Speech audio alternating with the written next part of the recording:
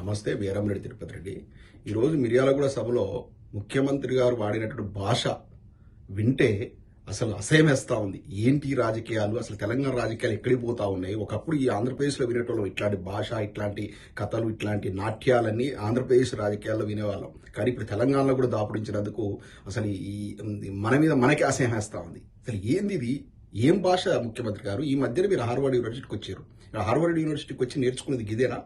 ప్రజాధనాన్ని వెచ్చించి మీరు ఇక్కడ ఒక వారం రోజుల కోర్సు చేసిపోయారు. ఇదేనా నేర్చుకున్నది? అక్కడ బోధించింది ఇదేనా? ఏది పెద్ద పెద్ద రాజకీయ నాయకులను ఇష్టమైనటువంటి పరుష పదాలతో వాడు రా ఈ అంటూ మాట్లాడవై. కేసీఆర్ గారి గురించి రా అని సంబోధించినవే. How dare you to say that? ఇదా నువ్వు నేర్చుకున్న లౌక్యం? ఇదా నీ భాష? ఇదా తెలంగాణ రాజకీయాల్లో నువ్వు చూపించేటువంటి మార్గం? ఎక్కడికి పోతాను? ఎక్కడ తీసుకుపోతావు రాజకీయాలు? ఎలక్షన్ల టైంలో, గత ఎలక్షన్లలో ఊరూరా తిరుగుతీ కనపడ్డ దేవుళ్ళ మీద అందరి మీద ఒట్టేసి నేను ఇది చేస్తా అది చేస్తా అంటివి. నీవు చేసిన అభివృద్ధి చెప్పి, ఇగో నేను ప్రామిస్ చేసిన గింత నేను ఇది అభివృద్ధి చేసిన తెలంగాణ రాష్ట్రాన్ని గత 2 ఏళ్లలో, కాబట్టి మీరు మాకు మున్సిపల్ ఎలక్షన్ ఓటేయాలని అడుక్కో. అది పద్ధతి ఉంటుంది. ఇస్తానన్న తులం బంగారం ఇచ్చినా చెప్పుకో, ఇచ్చుంటే ఎక్కడి నుంచి సాక్ష్యాలు చూపించు. వృద్ధ దంపతులకు అవ్వకు అయ్యకు ఇద్దరికి 4,000 ఇస్తాను, అదేమని ఇస్తే ఆ సాక్ష్యం చూపించేసి ఓట్లు అడుక్కో. అమ్మాయిలకు స్కూటీలు ఇస్తాను, కాలేజీ పోయే పిల్లలకు, వాళ్ళకేమైనా ఇస్తే ఆ స్కూటీలు ఎక్కడ నేను ఇచ్చినట్టుంటే అది చూపించి సుబుద్ధి చూపించి నువ్వు ఓట్లు దండుకో. రెగ్యులర్ గా టంచర్గా 15,000 రూపాయలు ఎకరాకు రైతు భరోసా వేస్తా అన్నావు. అది 12కు తగ్గించాను సార్. ఆ 12 అన్నా నువ్వు ఖచ్చితంగా ప్రతి సీజన్ కేసు ఉంటే ఆ సాక్ష్యం చూపించి ఓట్లాడుకో. రుణమాఫీ కంప్లీట్ చేస్తాను, అది మొత్తం కంప్లీట్ చేస్తే డేటా రిలీజ్ చేసి ఓట్లాడుకో. నువ్వు చేయమని అభివృద్ధి చేస్తే నేను అభివృద్ధి చేసినా అని చెప్పి ఓట్లాడుకో. అంతేగాని 2.5 ఏళ్ళు అవుతుంది నువ్వు గద్దెనెక్కి, ఇంకా కేసీఆర్ చెప్పమే, ఇంకా కేసీఆర్ గారిని తూలలాడమే. ఏమయ్యా రాజకీయం? ఎక్కడ తీసుకుపోతానవయ్యా? రాజకీయ విలువలు ఎవరు? నువ్వు మాట్లాడిన మాటలని మేము కూడా ఒకప్పుడు ఇన్స్పైర్ అయినాం. మాకైతే చంపలు వేసుకోబుద్ధి అవుతుంది. ఇటువంటి ప్రబుద్ధుడి మాటలా మేము విని ఇన్స్పైర్ అయిందని. అప్పుడు ఆనాడు నువ్వు చెప్పిన ముచ్చట్లు విని ఏమన్నావయ్యా? నాతోని స్వయంగా అన్న మాట ఏమన్నావయ్యా?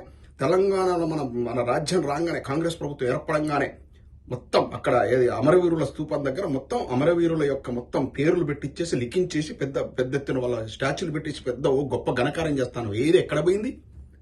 అమరవీరులు అక్కడ చేసింది ఏంది? నువ్వు మాట్లాడిన మాటకు ఏ ఒక్కటి కూడా నువ్వు కట్టుబడి లేవు. వాటన్నిటిని ఓవర్కమ్ చేయడం కోసం డైవర్షన్ పాలిటిక్స్ నిన్నటి దాకా సిట్ నాటకాలు ఆడినావు. కేసీఆర్ గారికి, కేటీఆర్ గారికి, హరీష్ రావు గారికి, వీళ్ళందరికీ, సంతోష్ రావు గారికి ఏదో సిట్ అంటూ పనికిమాల ఒక లొట్ట పీస్ కేసు పట్టుకొని ఫోన్ ట్యాపింగ్ అని చెప్తూ ఎక్కడ తవ్వినా ఏం దొరకలే. వాళ్ళు ఎందుకంటే అద్భుతంగా పరిపాలించారు. 10 ఏళ్లలో తెలంగాణను దేశంలో నెంబర్ 1 రాష్ట్రం తీర్చిదిద్దారు. వాళ్ళు చెప్పుకోవడానికి 100 ఉన్నాయి. ఏ ఊళ్ళో పోయినా, ఏ వాడ పోయినా కూడా కేసీఆర్ చేసిన పని అని చెప్పుకోవడానికి ఉంది. నువ్వు చెప్పుకోవడానికి ఏం లేదు కాబట్టి వాళ్ళ మీద తొలలాడుతున్నావు. ఏం తిట్లేదు? ఏమంటున్నావు? వాళ్ళని, ఆయన కేసీఆర్ గారిని ఓన్లీ నువ్వు వెలమ కమ్యూనిటీకి ప్రతినిధి చేయడానికి చూస్తున్నావు నీ మాటలలో. తప్పు. కేసీఆర్ అనే వ్యక్తిని మొత్తం తెలంగాణ సమాజం ఓన్ చేసుకునే తమ ఇంట్లో మనిషిగా భావించుకుంటారు. ఆయన కులాలకు, మతాలకు సంబంధించిన వ్యక్తి కాదు. ఆయన అంత కుల ఫీలింగ్ ఉంటే దళిత బంధుని తీసుకొస్తాడు. అంత కుల ఫీలింగ్ ఉంటే రెడ్ల కింద అవకాశాలు ఇస్తాడు. ఆయన యొక్క క్యాబినెట్ లో కానీ, ఆయన ఎమ్మెల్యేలో కానీ ఎంతమంది రెడ్లకు అవకాశాలు ఇచ్చిండు, ఎంతమంది బీసీలకు అవకాశం ఇచ్చిండు. అసలు ఒకనాడు తెలుగుదేశం ఎన్టీ రామారావు గారు బీసీలకు ఎంత ప్రాధాన్యత ఇచ్చాడో కేసీఆర్ గారు అంత బీసీలకు ప్రాధాన్యత ఇచ్చిండు. అందరిని హక్కులు చేర్చుకున్నారు. గిరిజనులను అందరిని హక్కులు చేర్చుకున్నాడు. నువ్వేం చేస్తున్నావయ్యా? నువ్వేమన్నా రెడ్లకు ప్రతినిధివా? ఎక్కడో మహబూబ్నగర్ పుట్టిన మహబూబ్నగర్ జిల్లా, ఉమ్మడి మహబూబ్నగర్ జిల్లా ఎక్కడో మారుమూల ప్రాంతం పుట్టిన పటేలు. మీ ఆచారాలు వేరు, మా ఆచారాలు వేరు. మా వరంగల్ జిల్లా రెడ్లకు నీకే సంబంధం, మా కరీంనగర్ జిల్లా రెడ్లకు నీకే సంబంధం, మా నిజామాబాద్ రెడ్లకు నీకే సంబంధం, మెదక్ రెడ్లకు నీకే సంబంధం, ఆదిలాబాద్ రెడ్లకు నీకే సంబంధం, అసలు మా రెడ్లకు నీకే సంబంధం. ఇవాళ కేసీఆర్ గారు అంటున్నావే, కేసీఆర్ నీకున్న నల్గొండకు, నీకున్న మహబూబ్నగర్కి ఏం సంబంధం? ఇప్పుడు నేను అడుగుతున్నా, నువ్వు ఎక్కడో పుట్టిన పటేలు, అక్కడ పటేలు ఈవెన్ రెడ్డో కాదు కూడా మాకు తెలియదు. నువ్వు ఎక్కడో మహబూబ్నగర్ జిల్లాలో పుట్టిన పటేలు. మా రెడ్లకు, మా దేశముఖ రెడ్లకు, మా వివిధ రకాల రెడ్లలో ఎన్నో వర్గాలు, వాటికి నువ్వేం ప్రతినిధివి? నీకేం సంబంధం? రెడ్ల సభకు వచ్చి నేను రెడ్ల ప్రతినిధి చెప్పుకుంటావు కదా. నేను కుల ప్రస్తావన దేవద్దు అనుకుంటున్నా. అసలు నా కులం అంటేనే అసహ్యం.